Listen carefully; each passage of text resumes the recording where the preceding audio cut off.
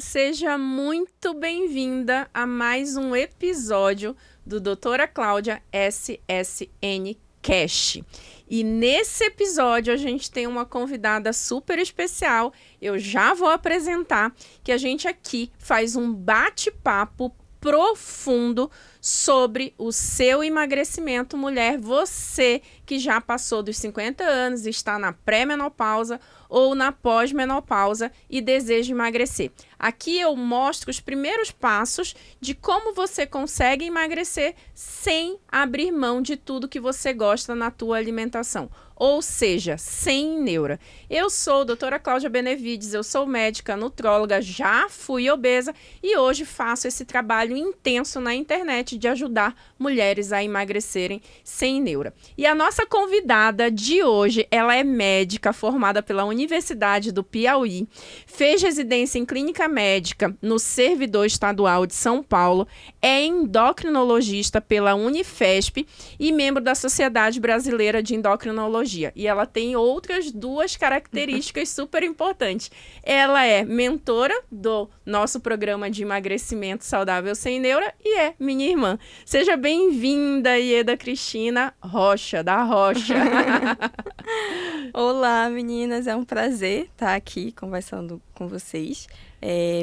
Obrigada, Cláudia, pelo convite. Acho que vai ser um bate-papo bem legal. Bem gostoso. Vamos esclarecer as dúvidas aí sobre as questões hormonais e o sobrepeso.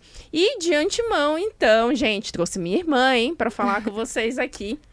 Eu quero pedir para você curtir, dar coraçãozinho, compartilhar, mandar para amiga, mandar para vizinha. Vamos fazer uma corrente do bem aqui para trazer mais informação segura e de qualidade para você, para a tua família, para as pessoas que você ama. Então, ajuda, é muito importante deixar esse like logo no começo aqui do podcast e falar para mais pessoas que o Doutora Cláudia SSN Cast existe. E vamos começar com uma pergunta bem polêmica ou uma dúvida muito grande.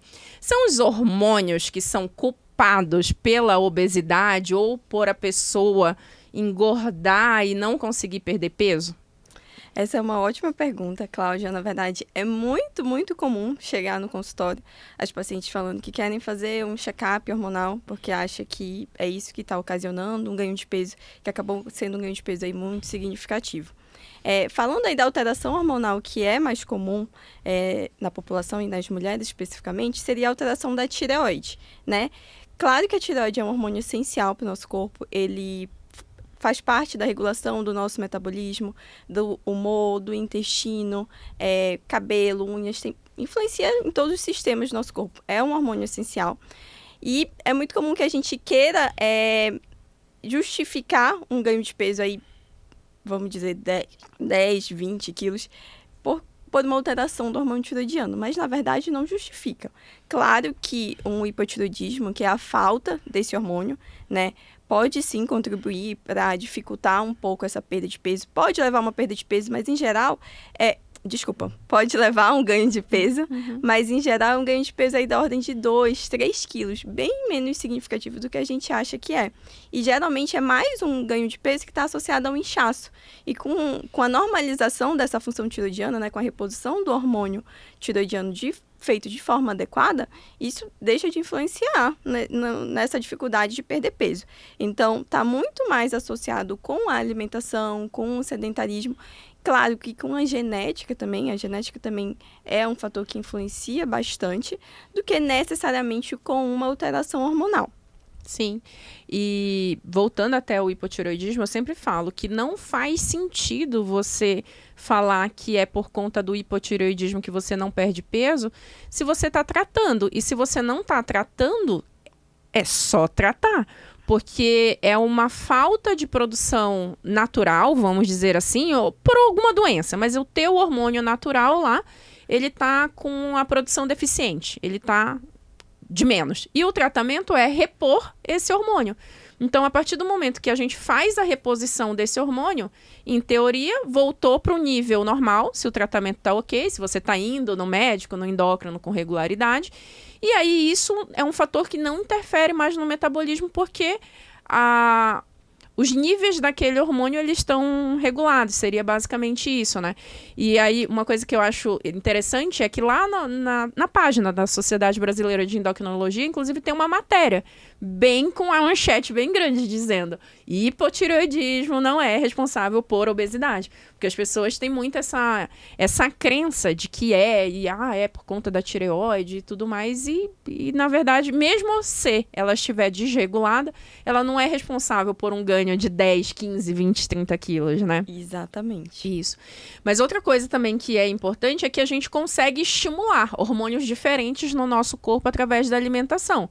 É cortisol, insulina. Então, por exemplo, a insulina é um hormônio que regula o açúcar no sangue, certo? Então, toda vez que eu como um alimento rico em doce, rico em carboidrato, que lá no seu metabolismo vira açúcar, a insulina ela aumenta e aí ela pega esse excesso de açúcar, tira do sangue, manda uma parte para a célula e o excesso ela manda para depósito de gordura. Então, se eu fico hiperestimulando a insulina através da alimentação, é um estímulo de ganhos de peso. Sim, mas não é culpa da insulina, na verdade. É porque eu previamente estou dando esse estímulo através da alimentação. E aí, inclusive, falando já na insulina, a gente pode navegar aqui num assunto que é muito comum, o pré-diabetes e o diabetes. Esclarece pra gente o que é o pré, o que é o diabetes, quais são os fatores de risco e como que ele está relacionado com excesso de peso e obesidade. Claro, o pré-diabetes e o diabetes, eles fazem parte, aí, na verdade, de uma evolução, né? O pré-diabetes seria um passo inicial que, se não for tratado no momento adequado, vai acabar evoluindo para um diabetes, assim como a resistência à insulina, né? Tudo começa, na verdade, com o aumento da resistência à insulina, que está diretamente associado com o excesso de peso. O excesso de tecido gorduroso, a gordura, gera muita resistência à produção da insulina, à ação da insulina. E, como consequência, o nosso pâncreas, que é o órgão que libera a insulina, precisa se esforçar mais para tentar manter aquele açúcar no sangue em valores ainda normais. Então, o primeiro passo é aumentar essa produção de insulina, que até certo ponto vai conseguir manter ainda o açúcar no sangue normal, mas se isso não for tratado, se não for feita atividade física, se a alimentação não mudar, em algum momento isso vai acabar evoluindo para um pré-diabetes. Principalmente para quem tem uma história familiar também, né? Então, mulheres que já têm, pessoas que já têm familiares com diabetes precisam ter ainda mais atenção nisso. E o pré-diabetes é quando a insulina já não está mais conseguindo manter o açúcar no sangue normal, né? A ação da insulina é tirar do sangue e colocar dentro das células para ser usado como fonte de energia. Então, se a produção de insulina já não está acontecendo de forma adequada, se ela não está conseguindo vencer a resistência causada pela gordura, em um dado momento, esse açúcar no sangue vai começar a aumentar, que é o pré-diabetes. Uhum. Essa diferença entre pré-diabetes e diabetes tem a ver com valores laboratoriais, então, dos exames que a gente usa para diagnóstico, que seriam a glicemia de jejum, a hemoglobina glicada e o teste oral de tolerância à glicose. Então, cada um desses testes tem um valor de corte, um valor de referência, e a depender desse valor, seria um pré-diabetes ainda ou um diabetes. A questão principal, na verdade, é que no pré-diabetes, você ainda consegue reverter isso, né? Você consegue reverter, não é obrigatório o início de tratamento medicamentoso. Inclusive, os estudos mostram que muito mais efetivo do que usar uma medicação para isso é mudar os hábitos. Então, diminuir o consumo de açúcares, diminuir o consumo de ultraprocessados, melhorar a ingestão de proteína, de fibras, que ajudam a lentificar essa subida do açúcar no sangue, né? E, claro, a atividade física. Então, a recomendação seria pelo menos 150 minutos de atividade física de moderada intensidade, de preferência evitando passar mais de 2 dias seguidos sem se exercitar. E esse é um momento que a gente precisa agir. Eu sempre falo isso para os meus pacientes, que esse é o momento em que a gente consegue reverter. Isso. E até com a perda de peso, a gente tem uma diversa gama de estudos que mostram que um emagrecimento de 5 a 7% do peso inicial reverte o pré-diabetes. Exatamente. Ou seja, se você está com 100 quilos, 7 quilos, ou seja, você não precisa. Vamos supor lá que na continha do peso ideal, que é do peso em relação à altura, o índice de massa corpórea. O ideal para a tua altura seria chegar em 70 e você tá com 100. Você fala, pô, de 100 para 70 são 30 quilos, é difícil e eu já tô com pré-diabetes. Mas para reverter o pré-diabetes, bastaria, em teoria, na média, emagrecer 7. Já sairia dessa condição. E essa condição já te dá muito mais, vamos dizer, gás metabólico, né? Para o teu organismo funcionar melhor, para ajudar mais ainda o processo de emagrecimento lá para frente. E aí, que nem tu falou, e essa é uma doença ou uma situação totalmente reversível ainda, né? Sim. A gente precisa agir nesse momento para que isso não evolua para o diabetes, né? O diabetes já começa a ser um quadro muito mais complicado, não só em termos de tratamento. A gente tem medicações via oral que ajudam e que atualmente são ótimas medicações para tratar, mas também o diabetes está associado a outras complicações, como nos olhos, nos rins, né, nos nervos. Aumenta o risco de ter algum evento cardiovascular, como um infarto, um AVC, né? Então, para que deixar chegar nesse ponto se a gente consegue agir antes, mudando esses hábitos? Faz parte do tratamento. A gente tem que encarar a alimentação e a atividade física também como tratamento, e não só um comprimido, né? Uhum. Que, quando a gente introduz, acaba sendo um uso aí que costuma ser para o resto da vida. Sim, sim. Então, quando a gente chega na fase de diabetes, já é muito mais difícil conquistar uma reversão. Ela já passa a ser basicamente uma doença crônica mesmo, que vai precisar de cuidado, tratamento de forma contínua, né? Eventualmente, em alguns casos de emagrecimento, principalmente no começo ainda, né, do diagnóstico, a gente consegue reverter, mas no geral a gente fala que é uma coisa que a gente nem pode prometer, só sabe que tem que fazer.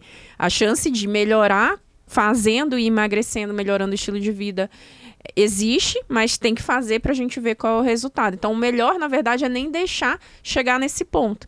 E aí, até juntando tudo isso, por exemplo, um pré-diabetes associado a um acúmulo de gordura no fígado, a esteatose hepática ou um diabetes, piora ainda mais a condição que a gente chama de síndrome metabólica, né? Quando a gente passa a ter associações de alterações ou doenças metabólicas dentro de uma pessoa só. Então, quando a gente vem ali com uma alteração do nível de glicemia, depósito de gordura abdominal, visceral, aumento de colesterol, triglicérides, enfim. Então, quando a gente tem um quadro de alterações metabólicas, a gente chama isso de síndrome metabólica. E aí isso aumenta mais a chance do desenvolvimento de uma doença cardio-cérebro-vascular mais grave, né? Que a gente fala bastante aqui, que aí são doenças de maior impacto, inclusive de mortalidade, né? De chance de morrer ou de chance de ter uma complicação grave. Um AVC, um infarto, uma trombose pulmonar, uma trombose de membros inferiores. Então, o que a gente traz aqui é sempre para você uma clareza de consequência do que pode acontecer.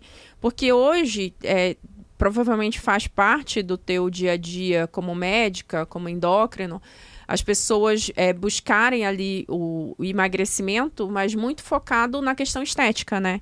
Só, eu quero melhorar, eu quero... E aí, eu também falo muito, que quando você olha para a obesidade e o sobrepeso só como uma questão estética, você está disposta a fazer loucuras, né?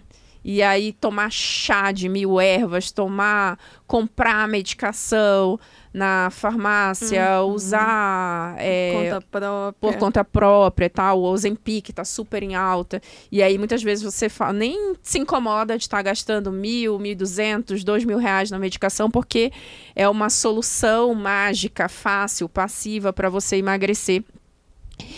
E aí acaba... Eu falo, quando você procura estética, é muito mais fácil você se colocar numa zona de risco de saúde. Porque você vai para tentativas meio loucas e absurdas.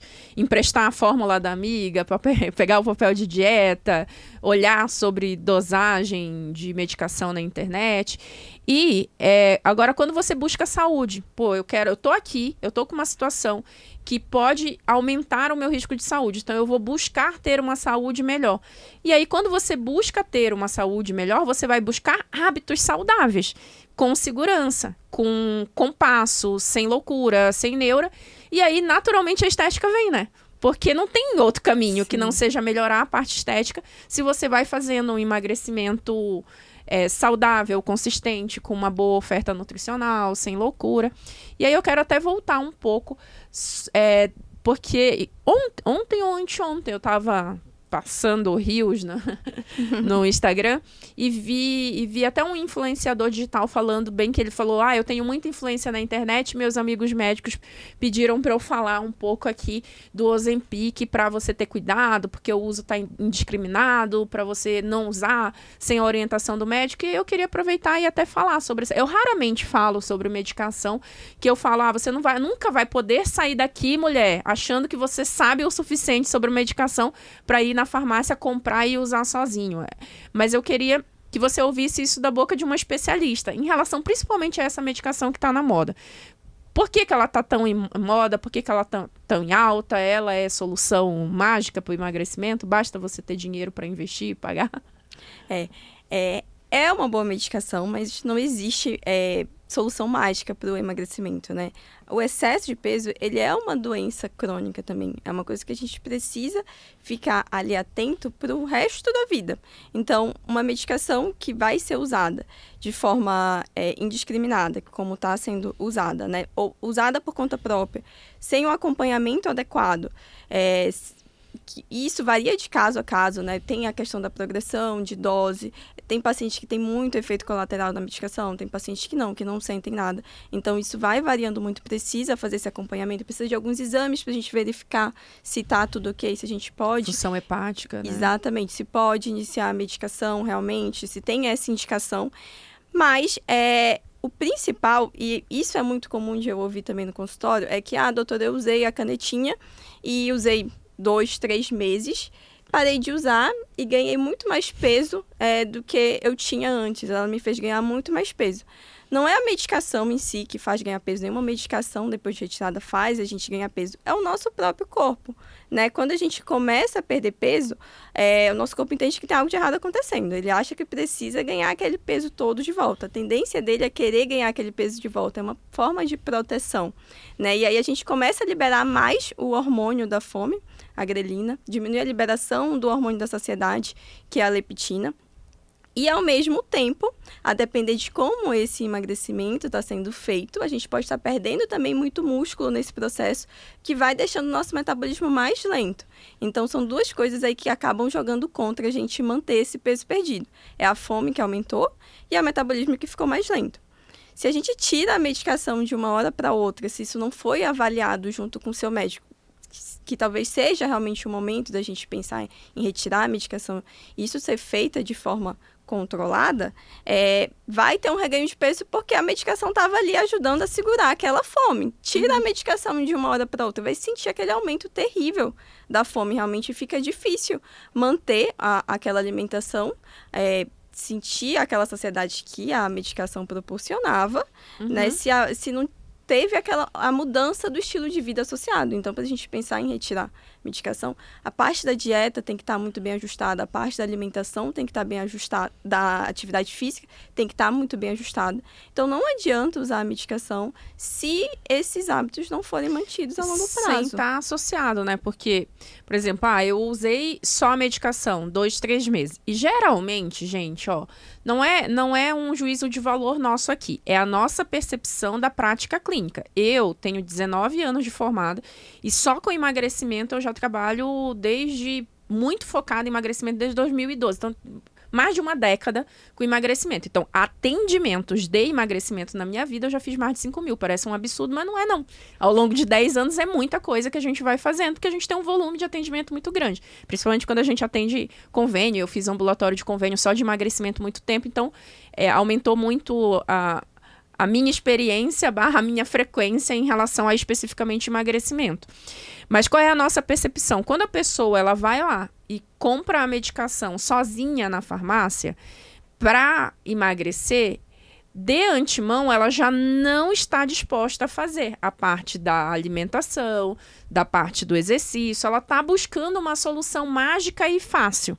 E muitas vezes ela se aperta toda para comprar a medicação, porque essa medicação especificamente, ela é um custo financeiro alto, é quase um salário mínimo aí, né, do brasileiro para pagar a dose que nem é a dose dos estudos, né? A dose do estudo é uma dose dobrada em relação a que a gente tem aqui usualmente no Brasil. Até liberou a medicação agora, mas a do Ozempic especificamente é a dose dobrada.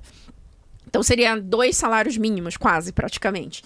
Então, é um custo muito elevado, mas a pessoa se aperta toda e vai lá, porque ela tem essa sensação do emagrecimento mágico. E aí, no início, é provável que a medicação, se você não estava fazendo nada, e aí você toma uma medicação que dá um ajuste metabólico nos níveis de insulina, melhora essa resistência à insulina, dá uma sensação de saciedade, tanto que um efeito colateral muito comum é vômito, né? Tem gente que interna por causa de excesso de vômito e diarreia, inclusive. Mas aí, mas aí você emagreceu em 3 meses, sei lá, 7 quilos, 10 quilos, sem atividade física e sem alterar a qualidade da alimentação, é fato que, sei lá, desses 10 quilos que você emagreceu, uma boa parte tenha sido massa muscular, se você não estava fazendo atividade física. E aí, naturalmente, o corpo faz o que tu falou. Ele ajusta o gasto metabólico, ele faz a termogênese adaptativa, que toda vez, gente, é verdade, o nosso corpo ele não quer emagrecer. É uma defesa primitiva do nosso cérebro primitivo que ele tem que guardar a energia. E aí, toda vez que emagrece, ele faz essa adaptação metabólica, ajustando o teu metabolismo para menos. E se perdeu com massa muscular ainda, mais para baixo fica. Aí, parou de tomar a medicação, aí você fala, a medicação me deu efeito rebote. Não foi a medicação especificamente, né? É toda a condição que você fez de emagrecimento errada. Até muitas vezes, quando passa no médico, o médico passa a medicação e você também não faz essa parte, também dá ruim. Eu, na minha prática clínica, eu sempre costumava fazer, vamos fazer o seguinte, não vamos entrar com medicação agora, não. Primeiro vamos ajustar a alimentação, vamos ajustar a atividade física. Na consulta de retorno, a gente avalia se precisa da medicação. E muitas vezes o próprio paciente falava, não quero nem medicação, porque eu já emagreci 5, 6 quilos só ajustando isso. Eu disse, então ótimo, melhor ainda, né? Porque aí você economiza uma grana que às vezes não precisa. Não é que a gente seja contra a medicação, eu não sou, tu também não é, né? Não. Sobre tratamento de obesidade, não é que a gente não seja contra. A gente é contra o uso indiscriminado, errado e principalmente sem orientação que pode causar sequelas e danos. O mais comum são complicações relacionadas à desidratação, não é? Por vômito, excesso de vômito, mas a gente tem uma complicação mais grave ainda que pode ser a pancreatite, né? Que é uma infecção do pâncreas, que é uma inflamação extremamente grave, né? Com uma mortalidade alta até. Quando a gente fala mortalidade, gente, é a chance da pessoa morrer por conta daquela doença especificamente. Então, a gente traz aqui para você só o esclarecimento, a clareza de que para o emagrecimento não adianta querer cortar caminho. Inclusive, os próprios resultados do Ozempic, que é uma excelente medicação, e daí tem medicações que derivam, mas são de fórmula, me ajuda aí, Ieda, a composição, são semelhantes, né? São os análogos de GLP-1. Isso, são de derivações semelhantes. Às vezes a droga especificamente ela é diferente, mas elas têm ações semelhantes. Todos os estudos, eles são o uso da medicação associada à orientação alimentar e atividade física. Nunca é só a medicação sozinha, o resultado de emagrecimento. Exatamente, porque é isso que vai conseguir fazer com que a gente mantenha esse peso perdido a longo prazo, né? Tratar a obesidade, tratar o excesso de peso não é só perder peso. Ainda mais difícil do que perder peso é manter esse peso perdido. E é muito comum que os pacientes acabem parando o acompanhamento depois que eles atingem aquele peso que eles achavam que era o peso que precisava atingir. E pronto, cheguei lá, acabou, tá tudo certo. E não é assim, a gente precisa manter esse acompanhamento a longo prazo e ajustando, às vezes, como a Cláudia falou, realmente, é claro que eu uso muito essa medicação no meu dia a dia. Tem pacientes que têm realmente indicação, a gente sabe que não é todo mundo que vai responder ao ajuste da alimentação, à relação de atividade física. Tem alguns pacientes que têm indicação de tratamento medicamentoso, sim. E essa é uma excelente opção, Na verdade, o grande ponto negativo acaba sendo esse custo elevado, porque é uma medicação que a gente acaba mantendo a longo prazo. Não é para um uso ali de 1, 2, 3 meses, né? E manter esse acompanhamento na fase de manutenção desse peso perdido é essencial para a gente ter o sucesso no controle da obesidade, né? A gente chama de obesidade controlada. Nesse caso, que a gente consegue atingir esse peso perdido, atingir aquele valor de peso que a gente precisa que o paciente atinja para diminuir o risco de complicações. E aquilo não necessariamente isso tem a ver com chegar num peso ideal, não é isso, né? O objetivo é perder uma quantidade de peso que te ajude a viver bem no futuro, né? Que te dê mais saúde, que te dê mais disposição, que diminua o risco de ter doenças que a gente sabe que vêm associadas ao excesso de peso, o diabetes, a pressão alta e essas doenças cardiovasculares mais graves, né? Infarto, AVC, amputação, como você mesma falou. Sim. E uma coisa que eu sempre preciso repetir, que quando a gente fala que emagrecer, ajuste de alimentação, atividade física, todas essas coisas parecem ser muito difíceis. Eu preciso de muita disciplina, eu preciso de muito foco. Primeiro, a história do você não precisa ser perfeito, você precisa estar melhor a cada dia. Então, é um pouco mais da atividade física, um pouco mais de ajuste. Não precisa ser 100% perfeito, porque é muito difícil. A gente vive... E, além de ser difícil, não é necessário, na verdade. Porque a gente vive uma vida altamente social que é em volta da comida. Então, a gente vai viajar de férias. Um dos grandes prazeres de uma viagem de férias é comer. Principalmente quando você viaja para um lugar que não é do teu habitual. Sim. Que tem uma comida típica. E tá tudo bem, você vai comer. Final de semana, reunião de família, vai ter um churrasco, vai ter um petisco, vai ter uma cervejinha, vai ter um...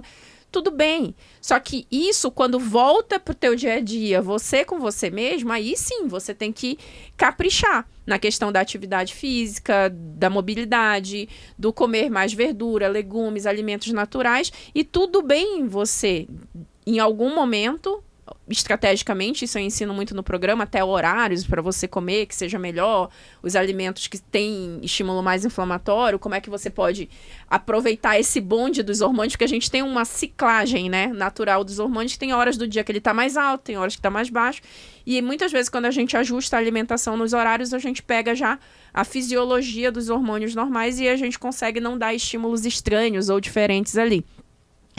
Mas não precisa ser 100% com neura, perfeição e não sei o quê. É uma questão do equilíbrio mesmo. Inclusive, eu defendo muito que se a longo prazo você mantém na tua alimentação aquilo que é importante para você, aquilo que você gosta, a tua tendência é manter por mais tempo. Porque a gente vê na nossa prática clínica o tempo inteiro. A gente falou da medicação, mas a gente vê também a pessoa dizendo, eu fiz um low carb, eu fiz uma cetogênica, eu fiz um jejum intermitente.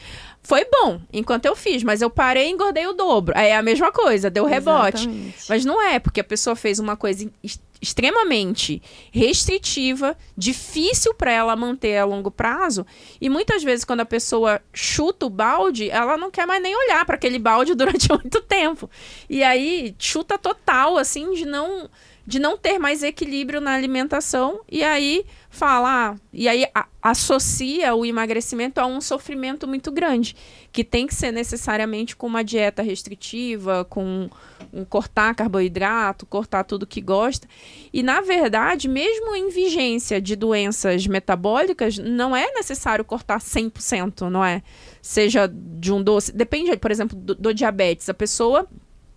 Ela tá com diabetes, ela tá controlada, não necessariamente ela precisa consumir 0 açúcar, né? Sempre há uma margem ali que ela consegue consumir quando ela faz a outra parte de equilíbrio também, né? Não é a torta e a direita, assim, Sim, também. Exatamente. A chave nunca vai ser cortar tudo que você gosta. Porque é muito difícil que que o ser humano consiga manter uma dieta restritiva a longo prazo. Esse que é o grande problema da dieta restritiva.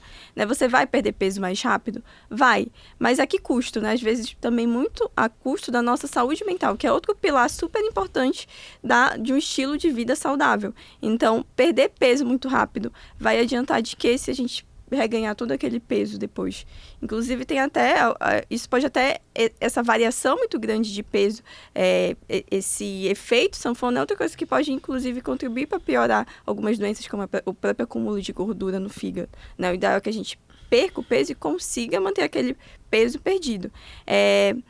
E isso tem muito a ver também com a nossa falta de paciência, né? Às vezes a gente quer resultados muito rápidos e a gente acha que o resultado é atingir um certo peso na balança.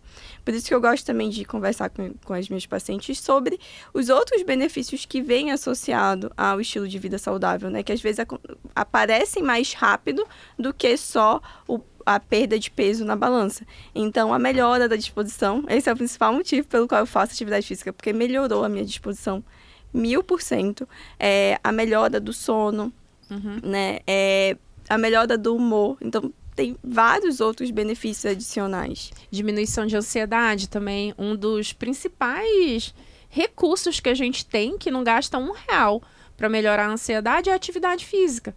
Porque melhora a produção de dopamina, melhora a serotonina, melhora a qualidade de sono, diminui a produção de cortisol, diminui a resistência à insulina. E aí é um recurso gratuito, basicamente, né? Porque você não precisa ir para a academia especificamente. Você pode andar no quarteirão, você pode andar com cachorro, você pode... Tem estudos que mostram que 10 minutos de caminhada ao ar livre já diminui a ansiedade. E a ansiedade hoje é um dos grandes fatores e bloqueadores, inclusive, do emagrecimento, justamente porque a ansiedade quer resultados rápidos, né? A ansiedade é você trazer uma coisa que seria lá no futuro, você quer trazer para o presente, né? Então é você viver um excesso de futuro, vamos dizer assim. E aí você não tem paciência para esperar o tempo que precisa ser respeitado para que aquilo aconteça. E isso atrapalha demais o processo de emagrecimento, porque a pessoa fica pulando de dieta em dieta. A questão da saúde mental que tu falou é muito importante. Tem muito distúrbios alimentares associados a dietas restritivas, altamente restritivas. Então a pessoa faz... Principalmente tem um estudo... O nosso foco aqui é sempre falar com mulheres mais maduras, acima dos 50, menopausa para menopausa. Mas tem um estudo recente que saiu em universitárias, em mulheres jovens, que tinham feito pós-dieta restritiva, de carboidrato ou cetogênica, um aumento intenso de distúrbios e transtornos alimentares e compulsão alimentar pós-dieta restritiva. Porque acaba gerando essa... recompensa ou compensação, eu sofri, eu abri mão de tudo que gosta e de repente tem ali um gatilho, um declínio emocional por alguma situação, quanto mais jovem, mais imaturo na questão emocional, e aí acaba caindo num outro extremo, num transtorno alimentar compulsivo, obsessão, anorexia, bulimia, enfim, vários transtornos alimentares aí por conta de ter iniciado uma dieta restritiva. Então, são vários pontos aqui, né, que a gente tem que olhar, que a gente precisa olhar quando a gente fala em saúde, emagrecimento, manutenção desse emagrecimento a longo prazo, inclusive. E hoje, na tua prática clínica lá do consultório, quais são as queixas mais comuns? O que mais você olha, o que mais você observa no consultório? E quais as maiores dificuldades, assim? Eu acho que uma das maiores dificuldades é a questão do tempo, né? Quando eu pergunto, você faz atividade física? E a pessoa fala que não, geralmente a resposta de por que não faz é porque eu não tenho tempo. E, na verdade, se a gente for olhar nosso dia, eu sei que tem gente que tem dias extremamente cheios, que tem que cuidar da família, que tem que cuidar da casa, que tem que cuidar que tem o trabalho também. Mas em algum momento a gente vai ter o tempo, se a gente priorizar aquilo, priorizar a nossa saúde, né? A gente não tem que tratar disso só quando já tem alguma doença, a gente tem que impedir que essa doença apareça. Então, quanto mais cedo você priorizar a sua saúde, melhor vai ser para você, porque para a gente cuidar dos outros, a gente precisa primeiro cuidar da gente, né? Ter saúde é o essencial para conseguir cuidar também e fazer com que tudo funcione de forma adequada. Então, claro, eu sei que tem gente que não vai ter tempo de ir passar 2 horas na academia e não é isso, não é necessário isso. O que você conseguir fazer, se movimentar, qualquer coisa é melhor do que não fazer nada. Então, toda vez eu sempre tento estabelecer aí alguma meta para a gente começar com os pacientes. O que é que você acha que consegue fazer hoje? quantos minutos acho que a gente conseguiria começar, quantas vezes por semana daria para começar a fazer isso. Se tiver uma atividade física que te estimule, algo que te gere interesse, seria interessante começar por essa, né? Porque desenvolver um novo hábito é realmente muito difícil. Eu sei que para mim também foi muito difícil desenvolver o hábito da atividade física, mas compensa muito. E com o tempo vai ficando mais fácil, né? A gente consegue ir melhorando o volume, consegue ter uma sensação maior de prazer também, né? Essa liberação de endorfina, isso vai melhorando com o passar do tempo. Mas no início realmente exige um esforço físico e um esforço mental também. Então eu também gosto de a gente ter aquele tempo que é inegociável para fazer atividade física. Inclusive, quando tu me chamou para fazer, né, o podcast, eu falei que eu tinha um horário, porque para mim o horário da minha atividade física atualmente é inegociável. Eu preciso... Nada vai entrar naquele horário ali que eu estabeleço para aquilo. Porque eu sei que a gente sempre vai ter alguma coisa, sempre vai surgir alguma coisa que parece que é mais importante, né? Que, não, tudo bem, hoje eu não vou fazer, amanhã eu faço. E aí a gente vai adiando e vai criando justificativas de que não deu, quando der eu começo. Mas eu acho que essa é uma das principais dificuldades, a falta de planejamento também, né? Para quem trabalha fora, então, é porque eu tenho que comer a comida que meu trabalho dá e eu não tenho tempo para comer. Mas o tempo que a gente demora para comer um salgado, né, uma besteira também, é o mesmo tempo que a gente demoraria para comer uma comida mais saudável. Isso tem mais a ver com a questão de planejamento. Perfeito. Uhum. Voltando aos estudos científicos, mostra até que quando você não planeja a sua refeição de 2, 3 dias para frente, a chance de você comer mais densidade calórica e qualidade ruim é muito maior, né? Porque, na verdade, se você não planeja onde você vai comer, não planeja de levar pequenos lanches ou fazer tua refeição, acaba que o que a gente tem de acesso na rua, no geral, é de qualidade nutricional, principalmente para lanche. É muito difícil achar um lanche de qualidade. É difícil você ir numa lanchonete ou num shopping que venda uma maçã, uma banana, vamos supor, assim, uma fruta separada. Então, é muito mais fácil você ir lá e comer um salgado, uma fritura, um pastel, alguma coisa. E aí, isso é por conta da falta de planejamento mesmo, que você vai decidir na hora. E a outra coisa de decidir na hora é que normalmente você decide quando dá fome. E aí, quando a gente tá com fome, ninguém quer brócolis grelhado, né? Você quer algum carboidrato rápido, um biscoito, um sorvete. Normalmente, com fome, a gente faz escolhas alimentares muito piores. Mas eu queria retomar até um pouco na questão da atividade física. Porque eu costumo... Essa história do tempo, né? Porque eu costumo falar, gente, o dia tem 24 horas. E tem 48 meia horas durante um dia inteiro. Não é possível que você não consiga separar de 48. 5 vezes na semana, para fazer os 150 minutos. 5 vezes na semana, de 48, para você priorizar a tua saúde, o teu bem-estar, a tua vida, você. E eu sempre falo isso, falo nas minhas lives, tenho falado muito no podcast, que uma das grandes questões com o emagrecimento, principalmente da mulher, é ela dizer sim para todo mundo e não para ela o tempo inteiro. Ela faz tudo para os outros, para os filhos, para os netos, para marido, para a irmã, para a tia, para o papagaio, para o periquito, para todo mundo. Mas chega para ela não tem tempo, ela não tem hora para ela. Então pensa, gente, pelo amor de Deus, pedaço de 48 oportunidades que você tem no dia para você cuidar de você. E eu, às vezes, tenho uma vida super louca, louca, maravilhosamente louca, mas é louca, de agenda, de tudo mais. E recentemente eu descobri mais ainda tecnologia. Eu tenho um aplicativo de treino, que tem um treino HIIT, que é um treino de alta intensidade de 12 minutos, que quando eu faço no hotel, meu Deus, eu fico xingando lá a VV, que é do aplicativo. Há uns 3 dias, meu Deus, a minha coxa, meu bumbum, vou descer a escada, tá tudo doendo. Eu falo, mas às vezes esses 12 minutos de treino aqui tá pegando mais do que a minha 1 hora de academia. Então, às vezes, é a história do não é o perfeito, não é o tempo, mas é fazer o que você tem com o recurso que você tem. E da alimentação também. E da alimentação, é uma coisa que eu planejo sempre com as minhas alunas, principalmente hoje, é que você não começa tirando aquilo que você mais gosta. Tirar o que gosta é difícil, é ruim. Você tira uma parte parte do prazer da tua vida.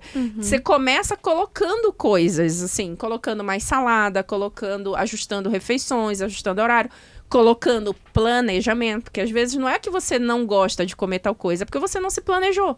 E aí não tinha lá disponível para você no trabalho ou naquela hora e você comeu só o que tinha lá. Então eu sempre começo pelo que você coloca, não pelo que você tira. E aí isso já dá um conforto mental. E Eda, fala pra gente o teu arroba para as meninas te seguirem, comentarem o que elas acharam dessa nossa conversa de hoje. O meu Instagram é ieda.endócrino, né, meninas, para quem quiser seguir e acompanhar lá um pouquinho da minha rotina. E muito obrigada pelo convite, obrigada por estar aqui, obrigada por estar no projeto comigo do Saudável Sem Neura. A gente transforma vidas, todos os dias a gente tem histórias, alunas e fotos e agradecimento. Obrigada a você, obrigado Bruno por abraçarem essa missão junto comigo. Obrigada por ter separado um tempo, não da tua atividade física, mas um tempo da tua vida, para vir aqui conversar com as meninas. Espero que a gente se encontre até mais vezes nesse podcast, porque tem coisa para falar, tem assunto para falar. E muito obrigada. E, gente, aproveita, foi um papo maravilhoso, né? Curte, compartilha, manda pra amiga, manda pra cunhada, pra filha, pra sogra, pra todo mundo que você entende que vai interessar esse bate-papo aqui. E não esquece que eu tenho um patrocínio da NutroSup. E aí você pode comprar com desconto no link que tá aqui abaixo. E eu te encontro no próximo episódio. Um beijo e até mais.